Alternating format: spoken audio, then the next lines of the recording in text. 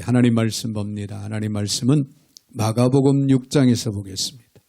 신약성경 마가복음 6장.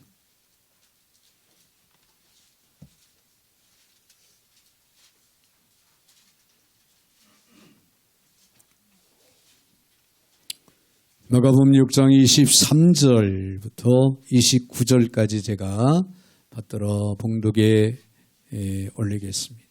또 맹세하기를 무엇이든지 내가 내게 구하면 내 나라의 절반까지라도 주리라 하거늘 그가 나가서 그 어머니에게 말하되 내가 무엇을 구하리까? 그 어머니가 이르되 세례 요한의 머리를 구하라 하니 그가 곧 왕에게 급히 들어가 구하여 이르되 세례 요한의 머리를 소반에 얹어 곧 내게 주기를 원하옵나이다 하니 왕이 심히 근심하나 자기가 맹세한 것과 그 앉은 자들로 인하여 그를 거절할 수 없는지라 왕이 곧 시병 하나를 보내어 요한의 머리를 가져오라 명하니 그 사람이 나가오게서 요한을 목베어 그 머리를 소반에 얹었다가 소녀에게 주니 소녀가 이것을 그 어머니에게 주니라. 요한의 제자들이 듣고 와서 시체를 가져다가 장사하니라. 아멘. 29절까지 받들어 봉독이 열렸습니다.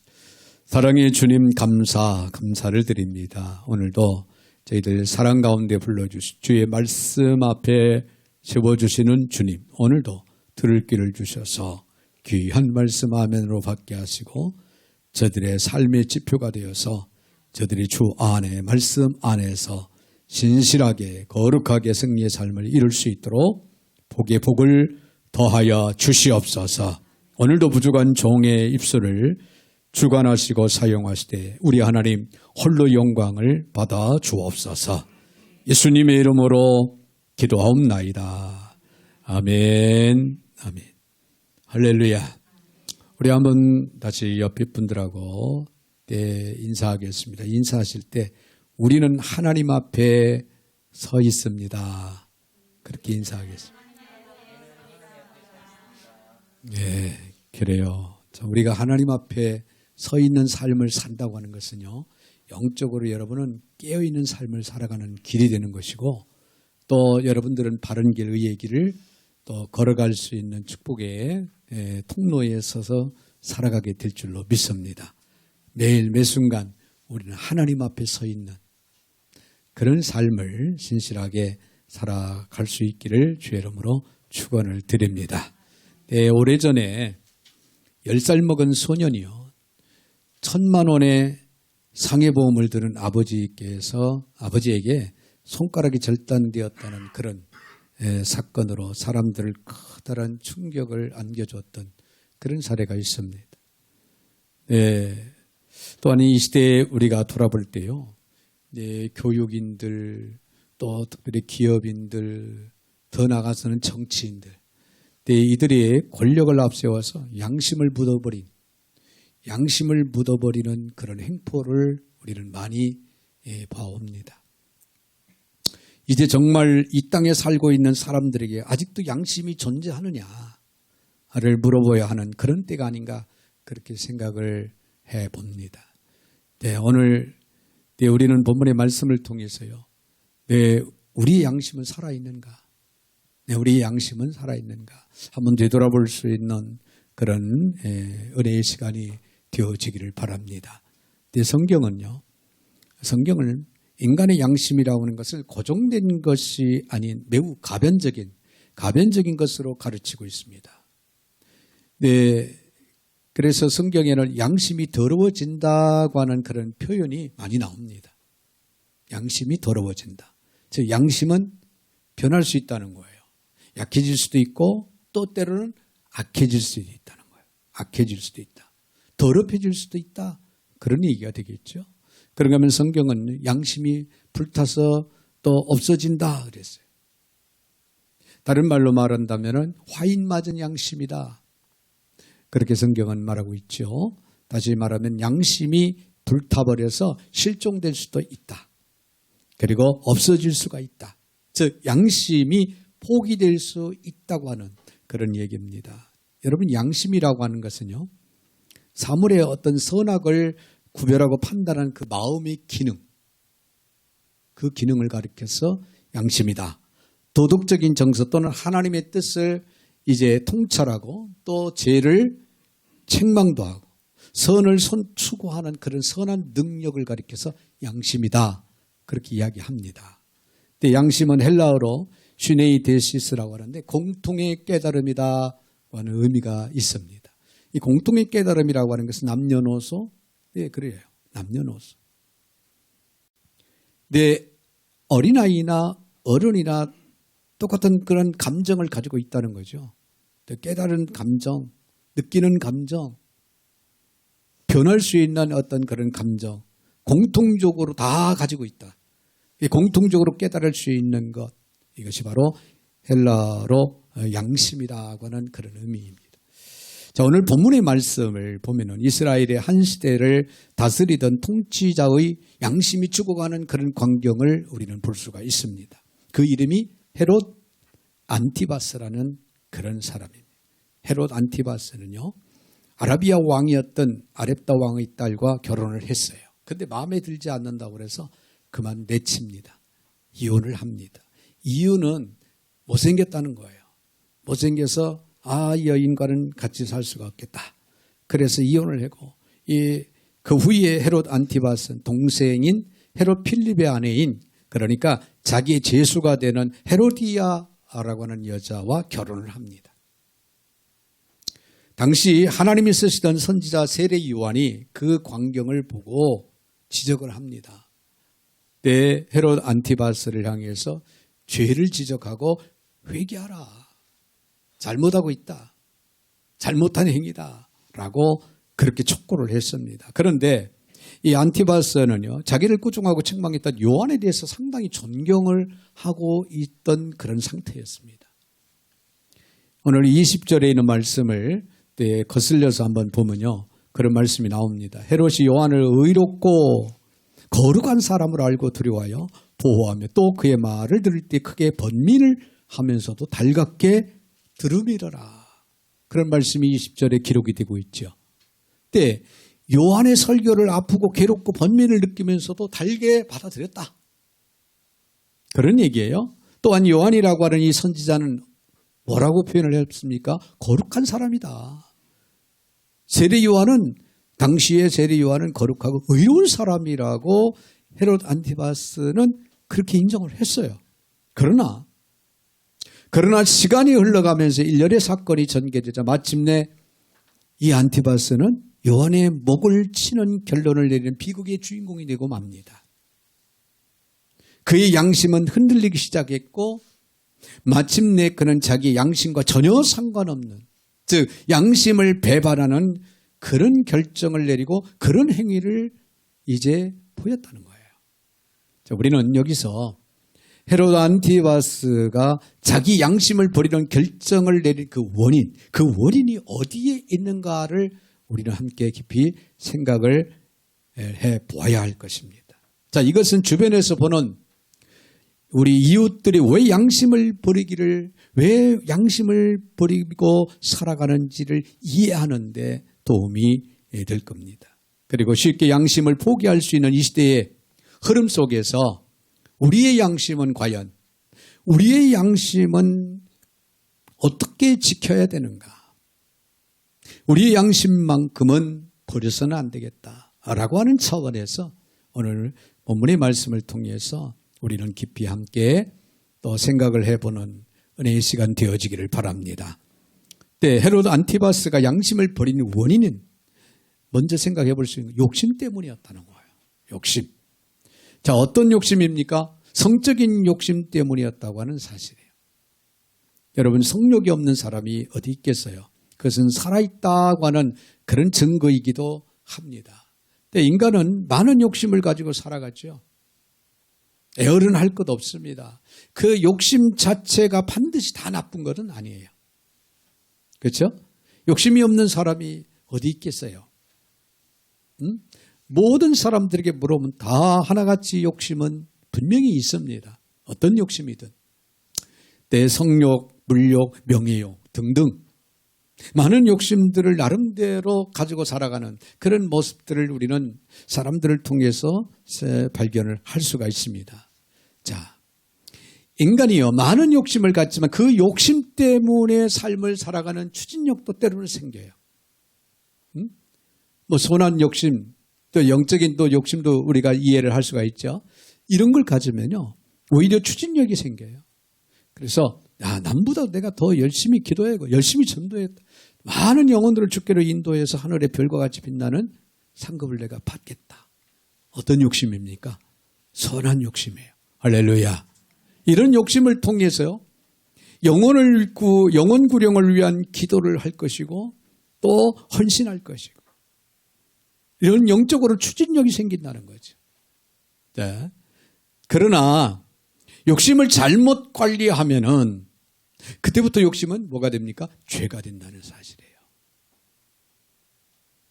욕심에 대한 바른 청지기적인 그런 책임을 행사하지 못할 때요, 욕심을 통제하지 못할 때 욕심은 죄가 되고 문제가 생긴다는 거예요. 욕심이 죄를 낳고 죄가 장성한 뭐가 어떻게 됩니까? 사망이 찾아옵니다. 근데 성경은 그렇게 말하고 있잖아요. 네, 그런 예화가 있어요. 3명의 도둑이 있었습니다. 3명의 도둑이 어느 날 먹고 살기도 힘든데 우리 한번 도둑질하자. 드디어 이제 잘 사는 집을 선택을 해서 도둑질을 하려고 들어가서 성공을 했습니다. 귀중품을 꺼내오고 무려 현찰로 30억 원어치를 훔쳐서 안전하게 그들은 그 집에서 나왔어요. 자, 도둑이 3명이니까 1인당 나누면은 얼마씩 돌아갈까요? 10억씩 돌아가겠죠. 너무 기뻐서 축제의 잔을 들어야 되겠다. 그렇게 생각을 해서 한 명에게 가서 내 술을 좀 사와라. 그리고 두 명은 귀중품을 이제 현찰을 지키고 있는 그런 상황이 있었습니다. 그런데 술을 사러 간 사이에 2명이 모임을 갖습니다. 모의를 해요. 셋이 있으면 10억씩 돌아가는데 우리 2명이면 15억씩 갖는다. 술 사러 간 저 친구를 없애자. 이렇게 모의를 했어요. 이것도 모르고 술을 사러 갔던 그 도둑은 콧노래를 부르면서 술을 사가지고 들랭들랭 사가지고 돌아왔어요. 돌아오자마자 2명의 도둑이 목을 졸라서 그 도둑을 그만 죽이고 말았어요. 네, 여러분, 진짜로 이제는 우리에게 15억씩 돌아온다 이렇게 생각을 하니까 너무나도 기뻐서 그 2 도둑은 그 술을 사온 그 술을 그냥 마시면서 축제를 벌였습니다. 자, 그런데요, 그 도둑들도 역시 그만 술을 마시더니 죽어버렸어요. 왜 죽었을까요? 술 사러 갔던 그 도둑이 혼자 생각을 한 거예요. 야, 30억? 저 2 놈을 죽이면은 내가 다 가질 수 있지 않을까? 그렇게 생각한 나머지 그 술 사러 갔던 도둑이 그 술에다가 독을 탄 거예요. 독을 타가지고 콧노래를 부르면서 왔는데 그만 목 졸려 죽었어요. 그러자 그 술을 마신 2 도둑도 결국에는 죽고 말았다는 거예요. 자, 그런 얘기입니다. 나는 내 머리 위에 새들이 날아다니는 것을 방해할 수가 없다. 그러나 그 새가 내 머리에 둥지를 틀지 못하도록 할 책임은 나에게 있다라고 하는 그런 명언을 성 어거스틴이 이야기를 했다고 합니다. 아주 유명한 말이에요. 그렇습니다. 욕심이라고 하는 것은 지나갈 수 있어요. 내가 나의 마음에 내 머리에 스쳐갈 수가 있습니다. 그러나 그 나쁜 욕심이 내 머리에 내 마음에 자리를 잡도록 둥지를 틀도록 해서는 안 된다는 거예요. 이 책임은 누구한테 있다? 나에게 있다는 거예요. 나에게 있다. 헤롯의 타락이 바로 그런 양상이었습니다. 자기 욕심을 도무지 통제하지를 못했다는 거예요. 이것이 바로 비극적인 결과를 낳았죠. 예, 잘못 관리된 욕심으로부터 양심이 더럽혀지고 타락이 시작이 됐습니다. 그러므로 여러분, 욕심이 가져오는 것은 불행이요 또 사망입니다. 사람의 문제는요, 모든 욕심에서부터 발생된다는 거예요. 여러분, 우리가 형제 간에도 교우 간에도 또 직장의 동료 간에도 선후배 간에도 욕심을 버린다면요, 나쁜 욕심을 갖지 않는다면 결코 대립이 이루어지지 않습니다.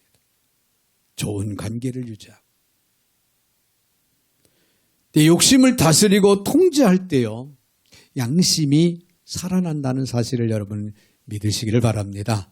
사람이 양심대로 살아야 진리에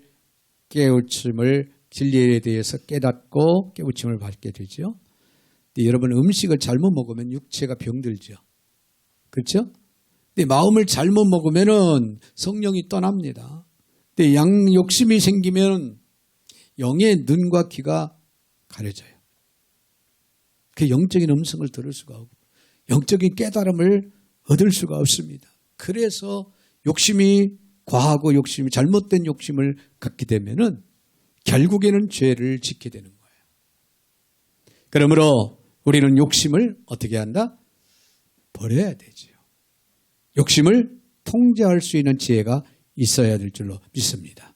그럴 때 우리의 양심이 살아나는 역사가 있을 것이고 우리의 양심은 온전하게 또 진행이 되게 될 줄로 믿습니다.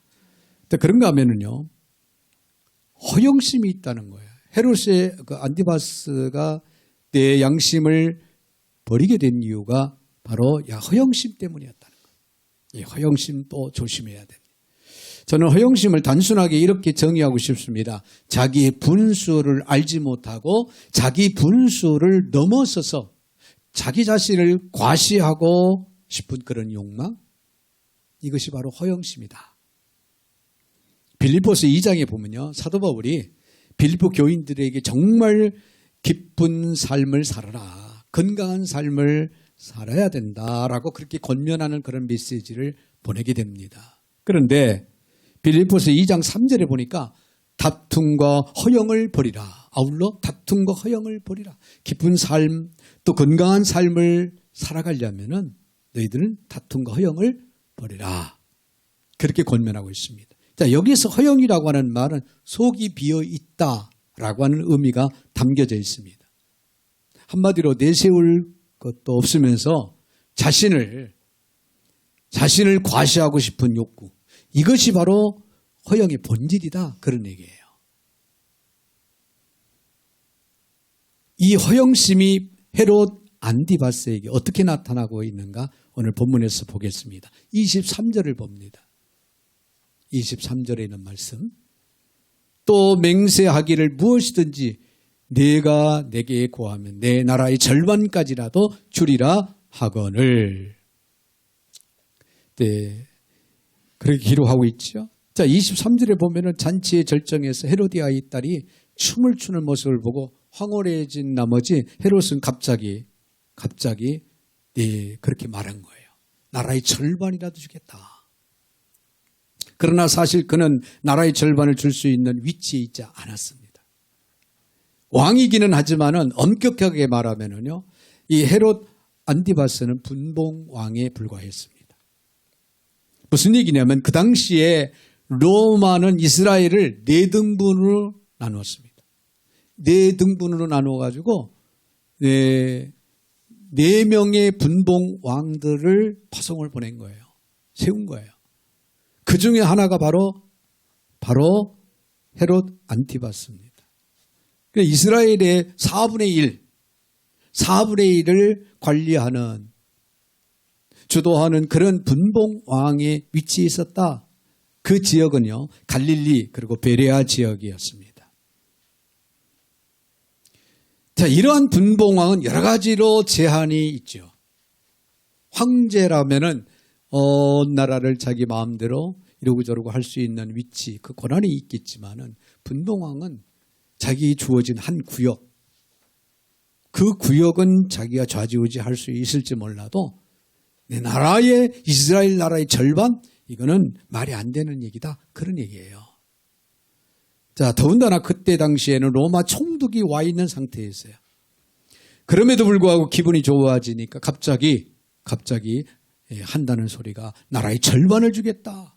마치 나라의 절반을 줄 수 있는 권한이라도 있는 것처럼 그는 자신 있게 그렇게 말을 한 것입니다. 이것이 바로 허영입니다. 허영심. 오늘날 우리는 허영에 사로잡힌 많은 사람들을 보게 되죠. 그들이 상황을 어렵게 만드는데 일조하고 있다고 하는 사실을 우리 생활 속에서 많이 봅니다.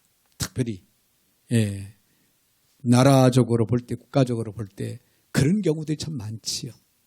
일개 국회의원이 나라를 좌지우지할 것처럼 그렇게 허영심을 가지고 말하는 그런 모습들, 행하는 그런 모습들을 우리는 많이 봅니다.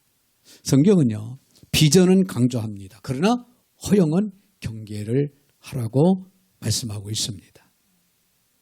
비전과 허영은 다르죠. 내가 가진 은사의 근거에서 하나님이 내게 주신 그 소명을 추구하기 위해서 꿈을 갖는 거 꼭 해야 할 일. 이것을 비전이다. 이런 비전을 우리는 가져야 됩니다. 할렐루야. 네, 그러나 자기와 전혀 상관없이 무엇을 가질 수 있다라고 또 가지고 있다고 가지고 있는 것처럼 착각하는 허영, 이거는 금물이라는 거예요. 여러분, 우리는 우리 자신을 돌아보고 하나님 앞에서 나는 누군가, 나는 무엇인가를 늘 우리는 점검하고 되돌아볼 수 있는 저와 여러분이 되셔야 될 줄로 믿습니다. 하나님 앞에 우리는요, 타다 남은 티끌만 또 부지대이만 또 못한 그런 인간이다 라고 하는 사실.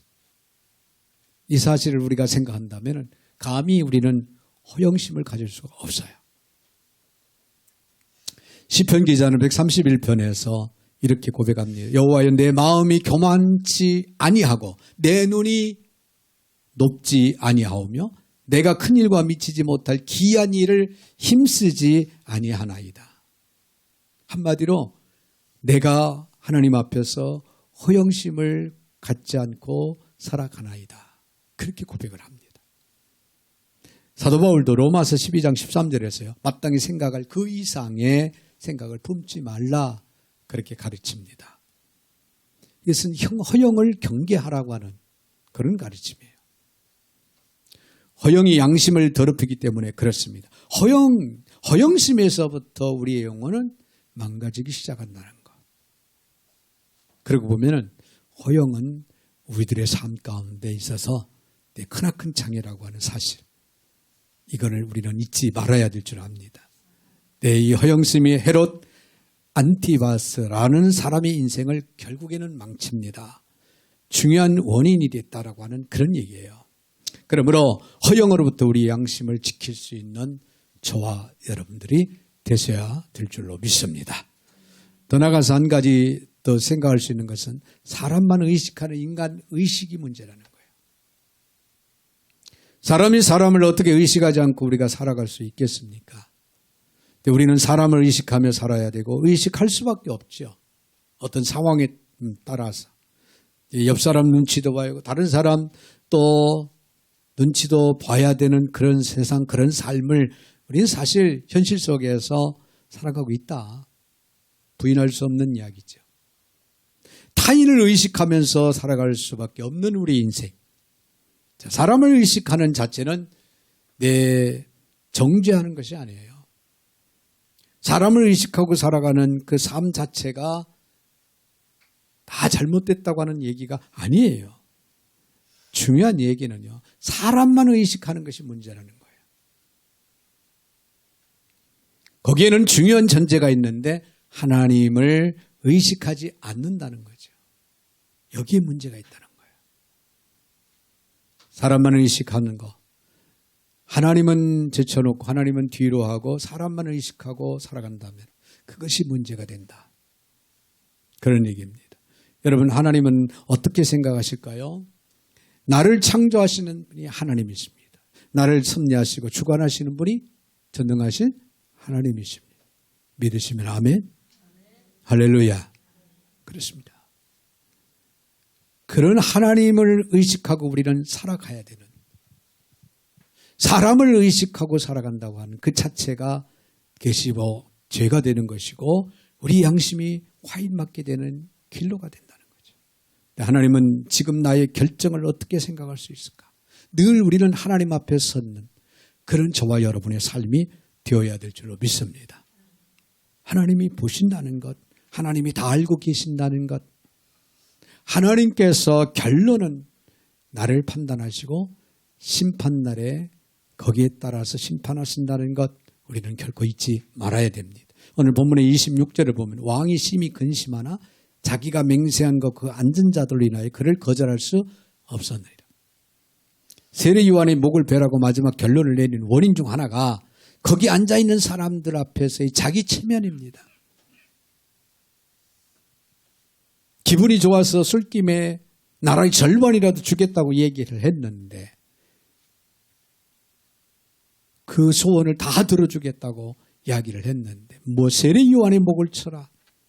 그 소원을 듣고는 고민을 했지요. 그러나 그 많은 사람들 주변에 그 신하들도 있고 거기 많은 사람들이 있는데 그 소리를 들으면 왕의 체면 그것 때문에 결국에는 양심을 팝니다. 그래서 사람의 목을 치는 것, 내 의인 한 사람을 없애는 것은 하나님 앞에 엄청난 죄를 범하는데 바로 헤롯 안티바스는 양심을 팔고 그 죄를 범합니다. 네, 하나님에 대한 생각이 그에게는 없었다는 거예요.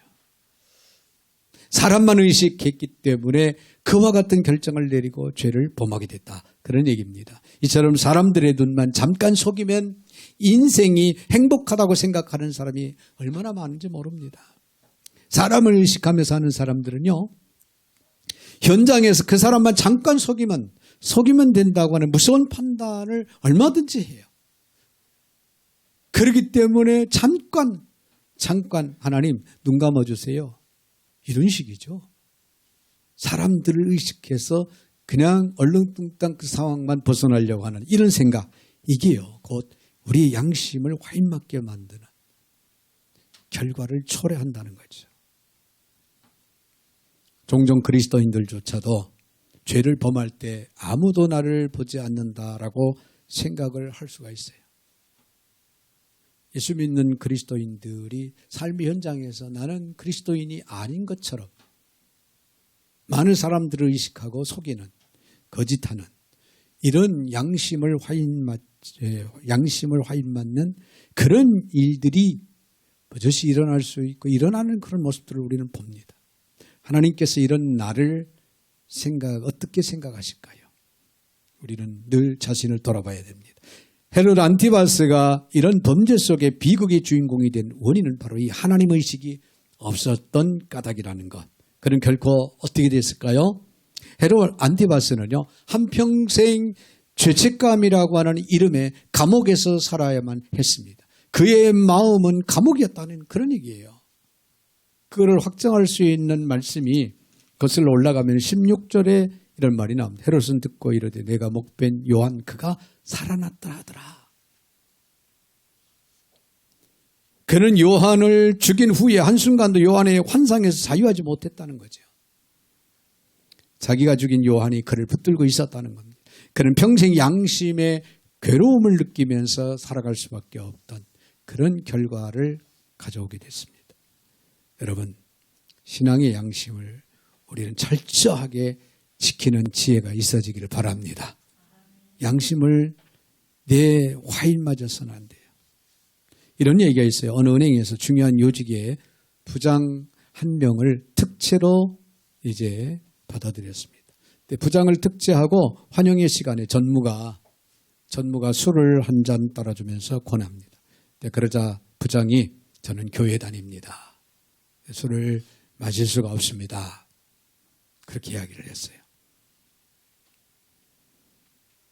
그러자 전무가 말하기를 그 옆에 있는 상무를 가리키면서 이 상무는 장로다.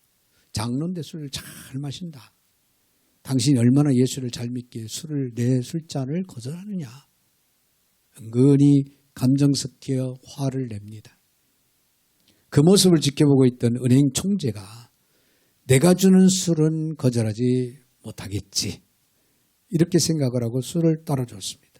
근데 그런데도 그 부장은요, 특채된 그 부장은 주시는 것은 고맙지만은 저는 신앙 양심상 술을 마실 수가 없습니다. 정중히 거절을 했어요. 그러니까 전체 분위기가 갑자기 썰렁해진 거예요. 은행 총재가 따라주는 술을 거절했다. 사람들이요 웅성웅성합니다. 저 부장 얼마 못 있겠다. 여기서 근무하기는 힘들겠다. 너도 나도 그렇게 웅성웅성 이구동성으로 이야기합니다. 그때 총재가 말을 합니다. 자네가 진짜네. 자네가 진짜네. 내가 예수 믿는 사람들을 많이 봤는데 자네가 진짜네. 나는 자네를 신뢰하겠네. 할렐루야. 그 후부터 총재는 중요한 일이 있으면요, 그 부장을 불러서 상의를 했답니다. 그리고 정말 믿고 맡겨야 할 일이 있으면 그 부장에게 일을 맡겼대요. 왜냐하면 그리스도인으로서 신앙 양심을 가지고 있기 때문에 그는 정확한 사람이 될 거다. 정확하게 일을 할 거다. 진실하게 일을 할 거다라고 하는 사실을 신뢰하고 총재는 그 부장에게 그렇게 모든 일을 맡기고 상의를 하면서 살아가는 거죠. 여러분, 사람을 의식하지 말고 하나님 앞에 선 삶을 살아가야 할 이유가 바로 여기 있습니다. 오늘 저와 여러분은 주님의 부름을 받은 주님의 백성 자녀로서 그리스도인으로서의 삶을 살아갑니다. 오늘도 내일도 우리는 주님이 우리를 부르시는 그날까지 신앙의 양심을 빼앗기면 안 돼. 잊어버리면 안 됩니다. 신앙의 양심을 화인 맞으면 안 돼요. 철저하게 지켜야 됩니다. 할렐루야. 여러분, 구원받고 하나님의 자녀되는 우리도 세상을 살아가다 보면은 어느새 나도 모르게 양심을 더럽힐 수가 있어요. 자유한 마음의 감격을 가지고 주님을 섬기지 못하고 내 삶에서 신바람이 빠져버리게 되는 그런 갈등과 감격이 사라지게 하고 나를 괴롭히는 어떤 양심의 억압이 있을지 모릅니다. 그러나 여러분, 지금 우리는 하나님 앞에 철저하게 서십시오. 사람을 의식하지 말고 하나님을 의식하고 살아가는 저와 여러분이 되신다면 여러분은 영이 새롭고 온전하고 또 승리의 삶을 이루게 될 겁니다. 그러기에 우리는 지금 하나님 앞에 서는 삶을 살아야 돼요. 지금 십자가 앞에 우리는 엎드릴 수 있는 저와 여러분이 되셔야 됩니다. 전능하신 주님 앞에 철저하게 내려놓고 회개하고 바로 서는 저와 여러분이 되셔야 될 줄로 믿습니다. 보혈의 강이 흘러들을 것입니다. 양심의 자유가 여러분을 찾아올 것입니다. 양심이 회복되는 살아나는 역사가 있게 될 줄로 믿습니다. 이 하나님의 능력을 체험하는 저와 여러분이 되시기를 주님의 이름으로 축원을 드립니다.